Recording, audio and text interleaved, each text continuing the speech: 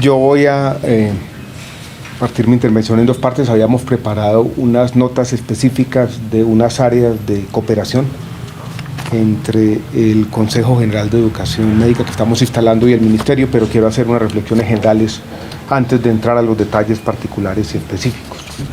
Esta semana tuvimos una reunión de las tantas que tenemos todos los días, casi, por lo menos varias veces a la semana, Julio César.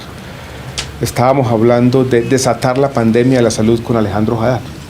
Y en medio de la discusión, yo tomando nota también para lo que tenía que decir, dije, estamos como atrapados en un equilibrio donde nadie parece estar contento. Y los diagnósticos se repiten una otra vez. Y yo hice una listica de temas que podrían describir ese equilibrio de funcionamiento de nuestro sistema, pero también este es un problema global que trasciende las fronteras de nuestro país. Hacemos mucho, tal vez más de la cuenta. Estamos obsesionados con lo nuevo. Hay un culto a la tecnología. Por lo tanto, tenemos muchas veces un divorcio entre valor y precio en lo que hacemos, que es importante tenerlo en cuenta porque los recursos con que funcionamos son mayoritariamente públicos. Todo el mundo está insatisfecho. El sistema es insostenible. Pero lo peor de todo es que seguimos haciendo lo mismo. Más aún, las demandas sociales parecen para que sigamos haciendo lo mismo. Cambiar esto no es fácil, y oyendo el discurso del doctor Quintero y su recuento, yo creo que también es un llamado a la modestia en el sentido de que mucha gente ha intentado sacudir esta situación. Y han tenido éxitos, como casi todas las empresas humanas, éxitos parciales. Entonces yo entiendo esto como otro esfuerzo por irnos moviendo hacia una situación mejor que la que estamos, donde, vuelvo y repito, parecemos estar todos insatisfechos. Cuando se reflexiona sobre cómo cambiar esta situación, siempre hay un tema que aparece una y otra vez, y es que esto no lo vamos a poder hacer con la regulación del Ministerio, y todavía no está hablando de educación, sino que tenemos que volver a las bases. Y la clave está, de nuevo, en la transformación de la educación médica. Ese es el desafío. Pero es un desafío que se ha intentado muchas veces, pero no tenemos en este momento alternativa distinta a volverlo a intentar. Como hemos venido trabajando en este tema desde hace, al menos intensamente en el Ministerio, yo diría un año, tenemos el antecedente de lo que llamamos la Comisión para la Transformación de la Educación Médica. Doctor Carlos, las 104 recomendaciones que tenemos que ser honestos, son muchas, ¿no? Y lo primero que entendemos que tenemos que hacer es jerarquizarlas. Y ahí se había planteado una especie de Consejo General de Educación Médica, pero por mandato legal. Yo creo que ustedes fueron un paso más allá, en lo que nos llama la atención la viceministra, dijo, no, vamos a hacerlo de manera voluntaria, o utilizando la palabra autorregulación. Yo creo que ahí hay un paso muy importante. No estamos esperando que el Ministerio nos convoque, nosotros vamos entre nosotros a tratar de ir ese camino hacia algo que uno debe hacer en el corto plazo, pero no perder esa meta de largo plazo, que es ir un poco más allá de este equilibrio negativo, algunos dirán perverso, en que parecen estar muchos de los sistemas de salud del mundo, agobiados también por unas demandas sociales muchas veces muy difíciles de cumplir. Yo quiero dar un primer ejemplo, anticipándome a las recomendaciones de cómo este esfuerzo de autorregulación nos puede servir, que es tal vez el más importante, yo no diría el más importante, donde yo creo que ha existido un avance más concreto en el corto plazo. Lo tenía aquí como el punto 5, pero vale la pena traerlo a cuento desde ya. Es la racionalización de las denominaciones de las especializaciones médicas, quirúrgicas, médico-quirúrgicas, proceso que ya tiene un avance. Creo, doctor Quintero, ustedes ya llegaron a un acuerdo. Es un acuerdo al que llegan ustedes de manera voluntaria. ¿Qué es lo que tenemos que hacer? Ese acuerdo voluntario, volverle un acuerdo ya regulatorio, decir, estas son.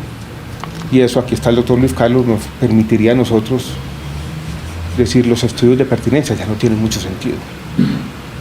Entonces, es un acuerdo autorregulatorio que nos permite a nosotros incorporar ciertas cosas y relajar los esfuerzos regulatorios. Ese es un buen ejemplo de cómo debemos trabajar. Ustedes llegan a un acuerdo Eso nos permite un diálogo mucho más fluido con los reguladores. Yo comparto lo que dice la viceministra, la regulación de arriba hacia abajo no funciona bien en muchos casos, porque hay una ilusión del conocimiento del regulador. Quienes se enfrentan a los problemas son ustedes, nosotros tenemos muchos y muchas veces tomamos decisiones en la oscuridad. Así es como debíamos trabajar, construir un acuerdo entre todos y que el ministerio sea, no lo digo derogatoriamente, pero casi el notario de esos acuerdos, que incorpore los consensos logrados entre quienes tienen a cargo de las funciones sociales preponderantes. Yo creo que eso es muy importante. En las interacciones que hemos tenido sobre nuestro papel regulatorio, yo en todo caso quisiera llamarle la atención sobre lo siguiente, porque a veces, y ahora lo hablábamos en el carro con Luis Carlos, noto cierta contradicción, porque a veces ustedes se quejan de que la regulación es muy estricta. Con algunos de los programas de especialidad eso es así. Ponemos más problema de la cuenta, a veces hacemos más preguntas de las que toca. Yo iría muchas veces a instituciones acreditadas en las que le hemos depositado la confianza como el Estado, para que le volvemos a preguntar una vez, otra vez lo mismo. O sea, que la acreditación sirva para algo. Pero a veces aparece la otra cosa, que la regulación es muy laxa también, que estamos dando a programas de pregado muchos o licencia para operar muy fácilmente. Entonces, ¿dónde estamos? ¿Somos laxos en exceso o regulatorios en exceso? Y es que no es fácil encontrar ese equilibrio del justo medio, y depende de la pregunta en particular. Puede que en algunos casos estemos siendo laxos, en otros regulatorios, pero yo creo que la interacción nos va a permitir también ajustar hasta dónde llevamos la regulación, que es un punto importante, creo yo.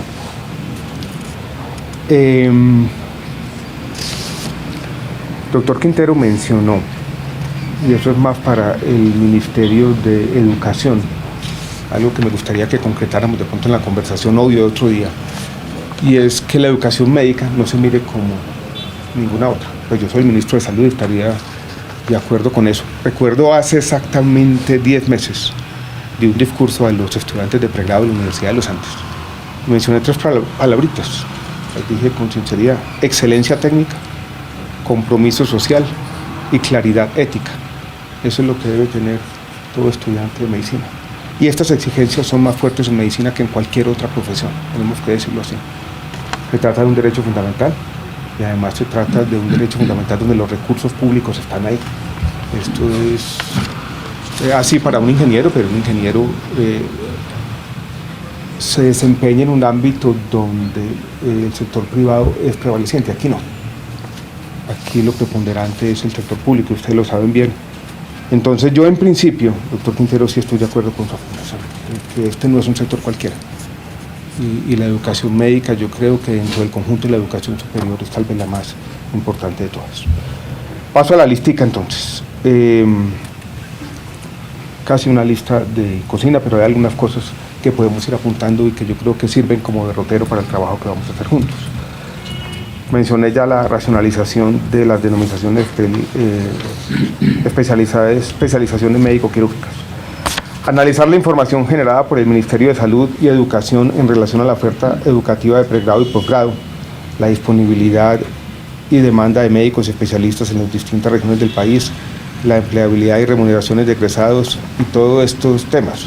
Esto para decirle lo siguiente: el Consejo tiene que operar con información y nosotros estamos dispuestos, tanto el Ministerio de Educación como el Ministerio de Salud, a entregarles toda la información que necesiten. Esta simplemente es una lista, pero estamos, Luis Carlos, dispuestos a, si necesitan algún tipo de información nuestra, que yo creo que es relevante, que esté ahí. En ese sentido es importante el Observatorio Laboral del Ministerio de Educación y las bases de datos del Ministerio de Salud. Las más importantes son CIFPROS y el RETOS, por supuesto. Actualización de las normas, criterios, procesos y procedimientos para asegurar la calidad de la educación médica. Yo creo que ese inventario de ese conjunto normativo extenso, a veces desordenado, en otros casos caóticos, ayudarlo a hacer también, Luis Carlos, es algo que nosotros podemos hacer, pero ustedes de pronto lo conocen mejor. Hemos venido paralelamente, y yo creo que el Consejo General se debería pronunciar al respecto, es el tema de los hospitales universitarios. Tenemos la última cuenta, son 12 IPS, ¿no?, donde lo que hemos dicho en todas las instancias, que el último fue aquí el Hospital San Ignacio, es que el Ministerio cree que la calidad en la asistencial, la investigación y la docencia forman un círculo virtuoso, que las tres cosas deberían estar juntos y que el espacio son los hospitales universitarios. Entonces me gustaría que el Consejo también tuviera algo que decir sobre los hospitales universitarios. Tenemos pocos. Yo creo que para nuestro país tener 12 no más es un desafío grande. Y además tenemos de los 12, yo no sé cuántos públicos hay. 3 públicos nomás, ¿no? Tenemos otro montón de públicos que se llaman universitarios, pero que no lo son según nuestra última regulación. El del Valle es uno de ellos, se llama Hospital Universitario del Valle, pero no es un hospital universitario, o el hospital universitario el de Sincelejo, pues tiene el moto, tiene el nombrecito, pero no cumple nuestras condiciones para ser hospital universitario, que son estrictas y complejas, empezando por la acreditación de calidad. Entonces yo creo que el tema de los hospitales universitarios ha hecho parte de los esfuerzos regulatorios del Ministerio y debe ser parte de esta reflexión. Sí, claro, no, esto es una conversación. Es una oportunidad única porque es algo que vimos nosotros los decanos, yo creo la principal preocupación, y ahí, con todo lo que usted está diciendo, uno de los puntos, sí se requiere una regulación, porque es que el hospital universitario, hay una propuesta que quedó en la 101, pero no le viene el consenso, y es la de universidad tutelar o principal, para de pronto no herir susceptibilidades, pero una universidad principal que regule los procesos académicos dentro del hospital. Vea, yo le digo, y lo comparto con muchos decanos, el dolor de cabeza, los problemas diarios que tenemos por esa situación, en el cual varias universidades tienen diferentes procesos académicos y eso nos genera una gran dificultad. Entonces, eso sí, yo comparto. Como aprovechar, ya que tocó ese punto, porque yo comparto. Ese sería algo que definitivamente ayudaría mucho, y eso sería a partir del Ministerio de Salud, que hubiera la universidad que hace el 70% de sus prácticas dentro del hospital. Perfecto. Sería el principal. Sería el principal. Y ese es un aspecto regulatorio. Yo creo que ese tipo de recomendaciones son las que queremos de ustedes, que llegue un consenso en eso. Y sería bueno que el diálogo con el Ministerio fuera no un diálogo bilateral, sino un diálogo a partir de ese consenso construido en el Consejo General que hoy estamos instalando.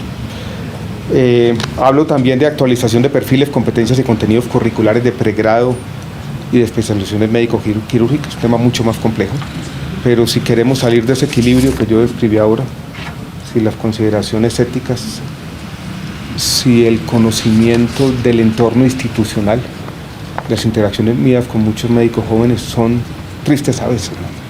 Porque no se conoce el entorno en el cual se opera. A veces con razón, porque nuestro sistema es muy complejo, pero yo creo que un mejor conocimiento de eso es fundamental. Proponer estrategias viables para mejorar las condiciones de formación de residentes. Tenemos un proyecto de ley, no fue discutido hoy, el último día de esta parte de la legislatura, pero yo creo que va a ser discutido urgentemente a partir de marzo. Hay algunas preocupaciones puntuales y este es un tema donde yo creo que el Ministerio tiene un concepto, tenemos unas opiniones sobre lo que nos gusta y lo que no nos gusta de ese proyecto, porque hay algunos elementos que son inconvenientes, pero en el tema de los residentes la pasividad ya no es una opción. Yo creo que tenemos que hacer algo y yo quisiera que lo que el Ministerio llevara como concepto estuviera alineado completamente con lo que piensa FCOFAM. Entonces yo creo que también ese es un punto fundamental de la conversación. Entiendo que ustedes tienen preocupaciones al respecto, algunas, ¿no? Va a ser más difícil aquí llegar a un consenso entre ustedes, creo yo, porque... Es fácil. Sí, es fácil, ojalá. Ojalá, porque yo he visto que algunos dicen una cosa y otros dicen otra, pero bueno. No, entiendo, porque también lo digo de manera honesta, ¿no? Cándida también, no honesta, no cándida. Es una cosa, por ejemplo, con el tema de las matrículas, es eso para una universidad pública, otra para una universidad privada. Las dos posiciones absolutamente respetables. Y de manera puntual, este es el último punto, se debería analizar el proyecto, este es el de pago a residentes, el último es diseñar e implementar el sistema de desarrollo profesional permanente, incluido el componente de formación médica avanzada, tema que también ha hecho parte de la discusión, hay antecedentes complejos, incluyendo por los temas famosos de la certificación o no.